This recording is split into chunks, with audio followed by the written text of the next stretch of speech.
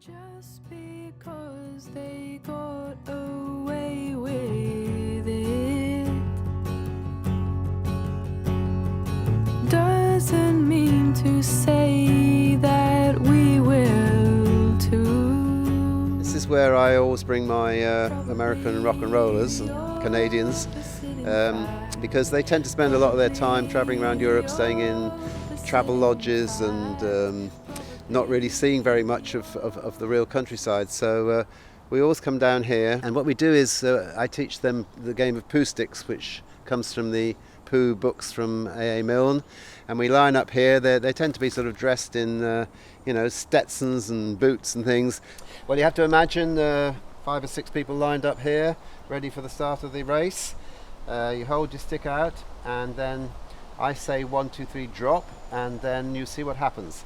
1, 2, 3 drop, and then you have to rush and wait for the stick to emerge. There it is, and so I have won this race, but in actual fact I was the only person in the race.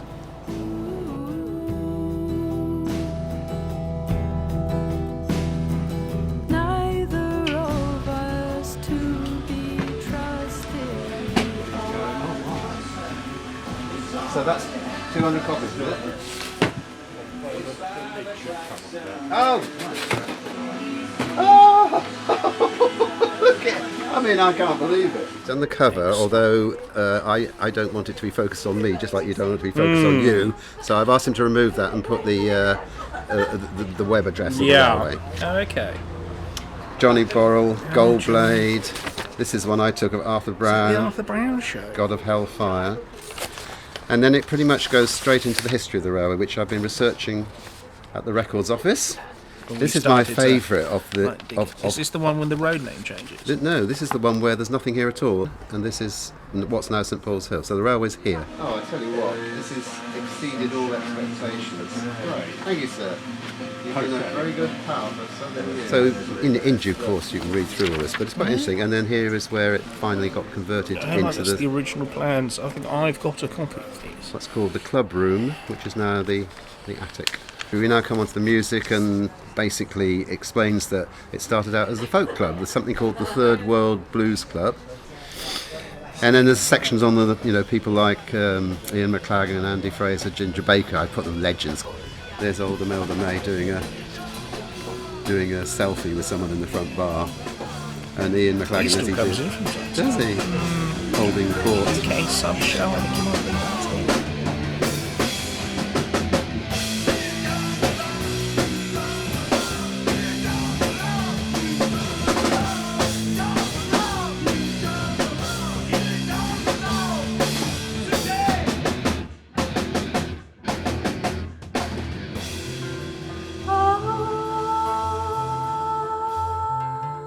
I can see your tracks,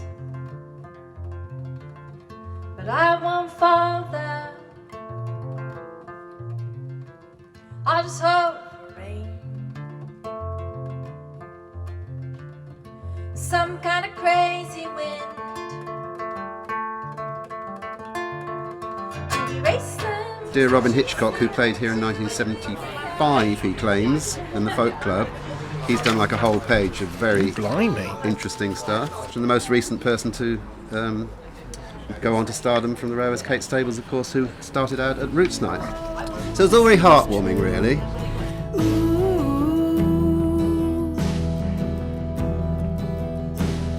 I think from quite a young age I sort of quietly hoped that I would be able to do music as a big part of my life. I don't know if it would have happened if it hadn't been for the railway, because playing live is the only way you can really know what you're getting into. You can't just sort of read a book on it. As we know, PJ Harvey played here in 83. 83? With John Parrish and his band. PJ Harvey, it's just I had this personal connection, although I don't really know her as a person very well at all. I know a lot of people around her, and I've been completely fascinated to follow her from that first day when she turned up at the railway just as a rhythm guitarist in another band, and now she's a worldwide superstar, and one of the greatest artists that's ever lived, in my opinion.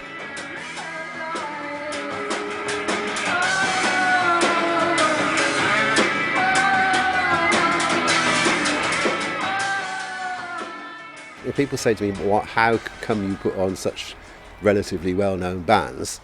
And the answer is years and years and years and years of gradually building up links with people.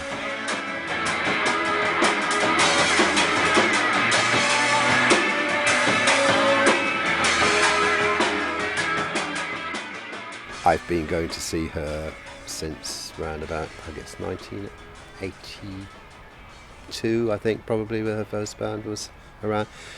They didn't have any money at the time, so I put their album out. At the time I was running a business and I had some spare money, so I paid for their album to be released. Then, of course, they all went on to enormous success, and I couldn't be happier because they're extraordinarily imaginative musicians. You know. Am I worried about the railway? Yes, always, permanently. As long as I've been there, it's been in danger of closing. The problem with the railway and with most music venues is it's owned by a brewery. Mm-hmm. They can change their minds at the drop of a hat. Each landlord, they've all been very dedicated, but at the end of their lease, they have to renegotiate it somehow. Mm-hmm. If the beer prices go up, they won't be able to make it work. Yeah. So it could close down at any moment, and yeah, maybe that would be a good time for me to bow out. I don't know. Yes, they're here. When they first came here, she was 17, he was about 12. But now they're back and they're almost 20. All the way from Saskatoon, Kacy and Clayton.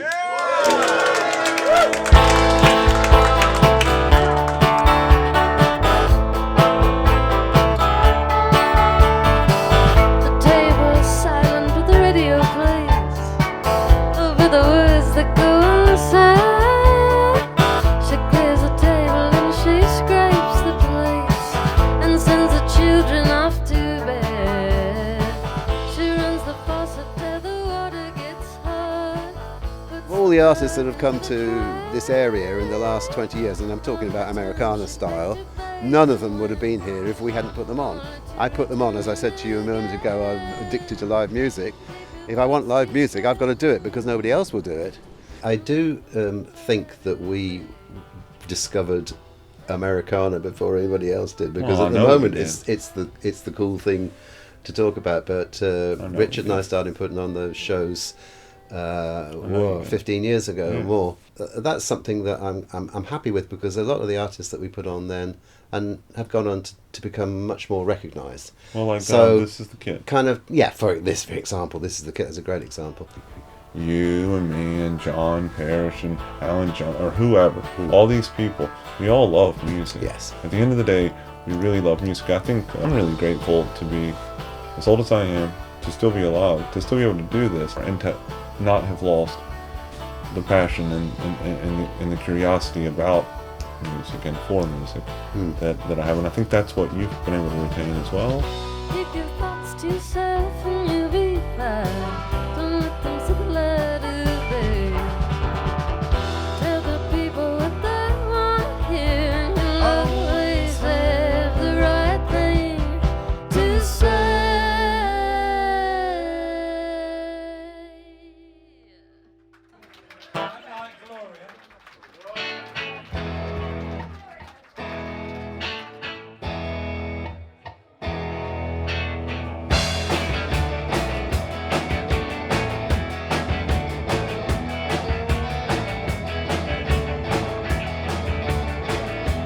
Talk about that lady.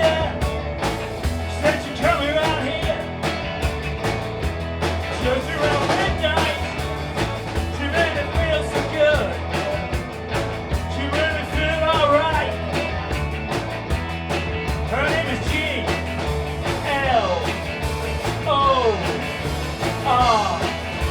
Ay, ay, ay, ay, ay.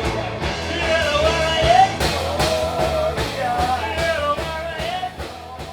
Well, I sometimes wish that I'd been able to do it as an actual profession. But then I look around at people, people who, for example, were full-time music journalists. A lot of them got involved in drugs or what have you. It's a pretty kind of seedy lifestyle. Writing about music from an amateur point of view and promoting as a kind of very small time promoter where the thing's very personal, those two things have been tremendously rewarding in a kind of emotional way.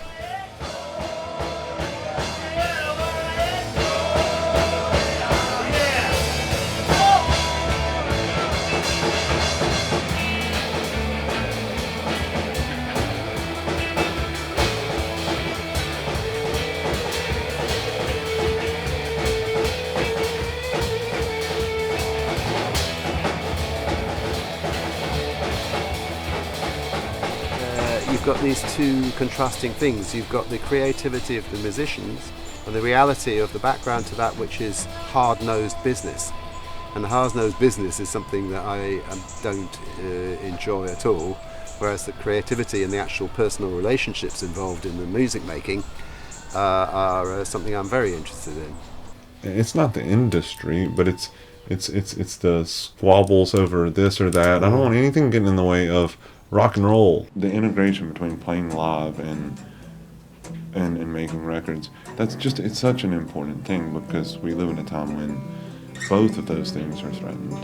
I can get out of my way in the studio a bit more and let go of control. I think that's what kills ego and control. We don't notice it in ourselves in the ways that, art is just a thing that happens, and we get into the river of art, and if we let go and allow it to carry us instead of swimming against the flow of it, then we're being carried through a river that includes all of art.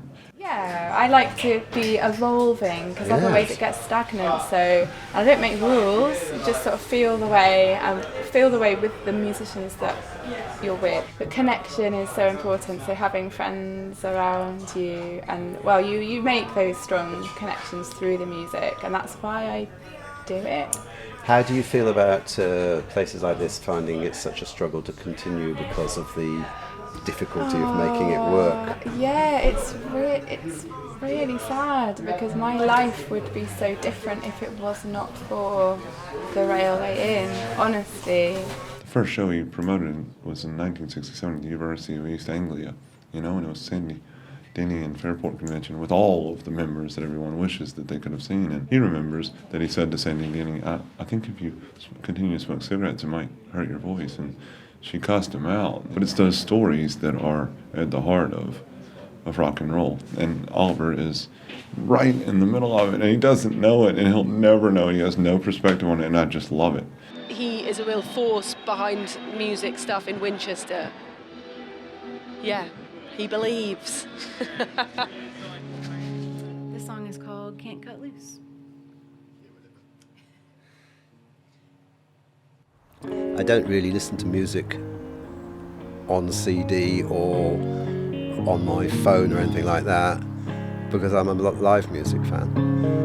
Anytime you call me back, I come running, it's true.